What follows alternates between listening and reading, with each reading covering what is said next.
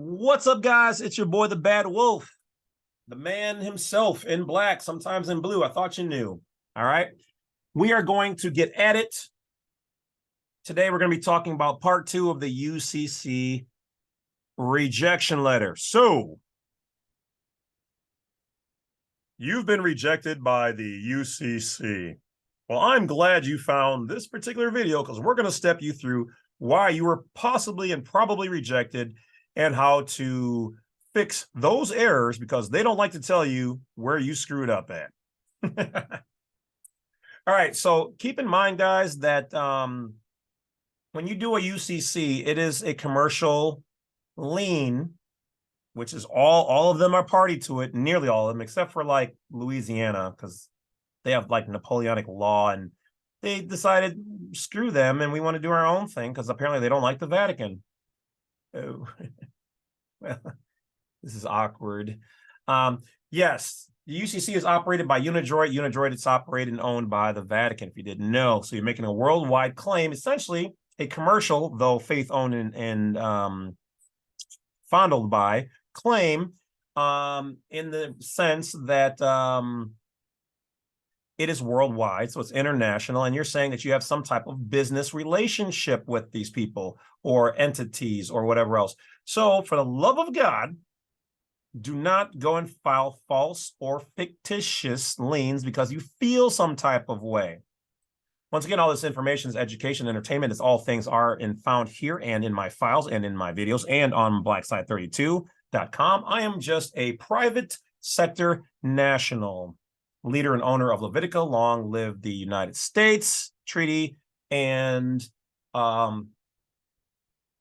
gratuities to them, non-belligerent and non-combatant. All right, so that being said, let's get to it. If you've been rejected and you file and if this is your first time watching this video, you should probably go back and watch the first one, or I'll try to encompass everything in the first one and this one as well. But don't forget to hit that bell icon and subscribe if you'd be ever so kind.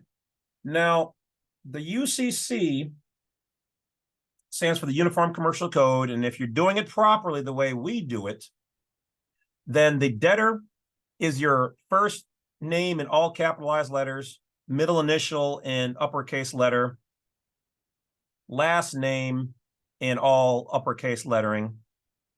Use whatever you want to use for if you have a P.O. box or whatever else, or a virtual one, use that for the address. If not, use your house. Use the zip code in this particular scenario. The acknowledgement is whoever you want to have an acknowledgement that you filed this. So if you're doing it against said whatever, put their information there and they will get an acknowledgement of the UCC lien. If not, they will not know. All right, so that being the case, the creditor is going to be your first name, middle name, and last name.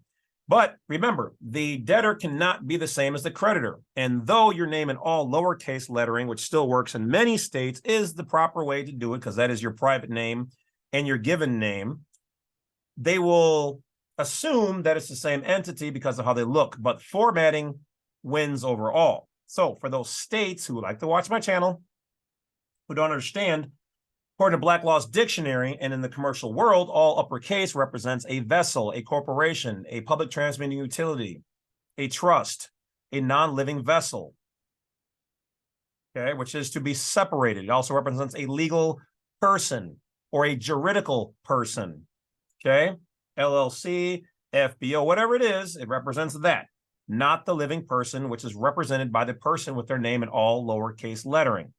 Now, the use of the upper and lower case lettering, which is capitis, medius, demutio, capitis, demutio, medius, upper and lower case lettering, represents still yet a slave or a non-living entity with a partial reduction of its rights, which does not represent, which is a mixing of the jurisdictions, which should not be done in the corporate world, but they do it. So you're graying the area. So by lowest common denominator, or I like to call it my dog poo cake theory, if you put a piece of dog poo in the cake, the whole cake is tainted.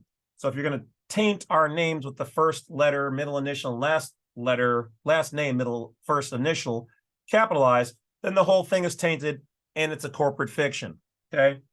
No slave, no being, no entity can serve two masters. All right. So the private sector person, private sector national, private sector citizen, whatever you go by, is represented by your name in all lowercase lettering. So if you get rejected and you put your name exactly as the debtor, that's probably why.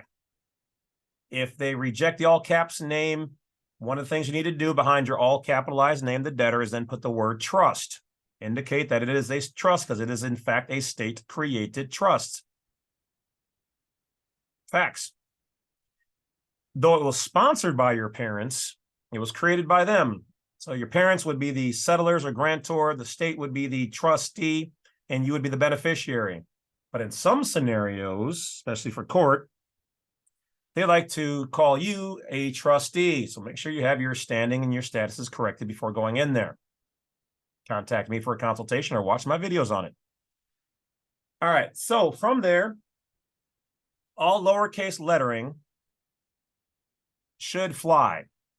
But I would use your first full name, your full middle name, and your full last name in all lowercase lettering. So one of the mistakes, if you haven't done that, some states might reject that.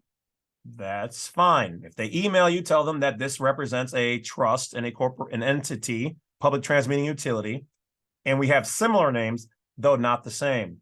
So what else can you do? All right.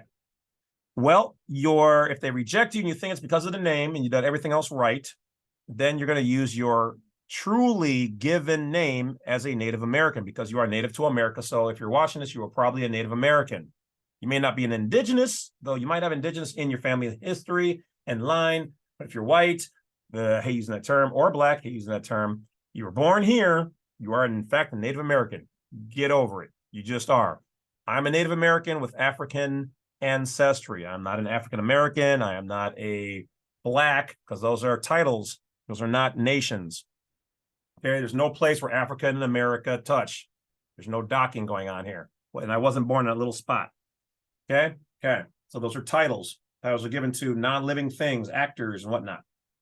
So you're going to want to use your Native American name. So it would be, for instance, James Charles for the first name, nothing for the middle name, and then of the House of Lovett for the last name, or what they call a surname, which means servant name. But Native Americans don't have last names because they serve nobody but God. They're of a tribe, of a nation, of a house, of a clan, of a unit, of a crest, whatever you want to call it, castle of whatever. Use it.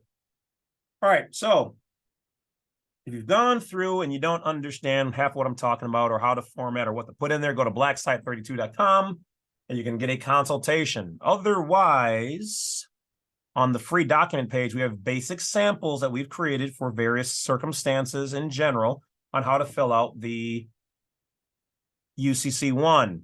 Now, the UCC3 is an addendum. That means it is an addition. You are adding on to it because they only give you usually so much space electronically to put in information. They do this on purpose because they want you to get the UCC3, or if you do it on paper, you can attach things and then they'll add it in there. But they don't want you to list 20 gajillion things. Next, you should have been checking off Baylor Bailey, public transmitting utility, blah, blah, blah. Okay. Once you get to collateral box, this is usually where they deny people, is because you've been using, like, let's say if you put your credit card accounts in there, well, you have to X out at least 3 of the numbers in there because otherwise they're going to be held responsible. I would even go maybe 4. They don't want to put your private information into the public. Same thing with your social security numbers. Now, your numbers like your CUSIP numbers for your birth certificates, your social security CUSIPs, those you should be able to get away with. But if you've done everything else right and they're still rejecting you, that could be the reason. So X out 1 or 2 of those numbers, probably at least 2. All right. Other reasons why is maybe your claim is too large. Maybe you made a claim of over 500 million. They don't really like that mark to be gone over. So reduce what you have. If you think it's the fact that it could be the fact that you wrote out 500, you literally put 5 100 million or 1 billion, 1 trillion, and maybe they rejected it for that reason. If that's the reason for that state, they don't like it, whatever else, type out 500 million, FIVE, HUNDRE, 100 million. Okay. Never have anything that's considered confidential or personal. Typically those are going to be the main reasons. Let me see if there's anything else for rejection. Anything that could be considered frivolous, felonious, or does not apply, something that's not commercial, something that's not physical or tangible, they might. Those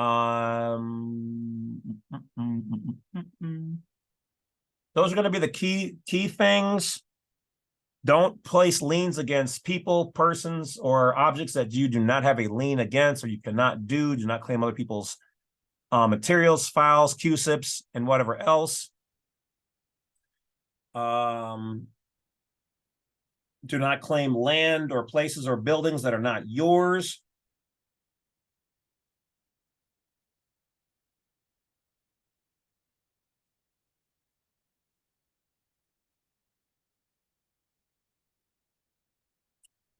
You can mention copyrights in there, but this is not exactly a way to file a copyright. This is just to file a lien.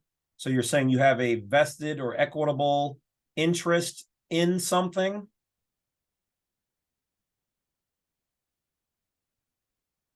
And so, but you can also do a common law copyright, which we already talked about before in video. So you can type in common law copyright, James C. Lovett.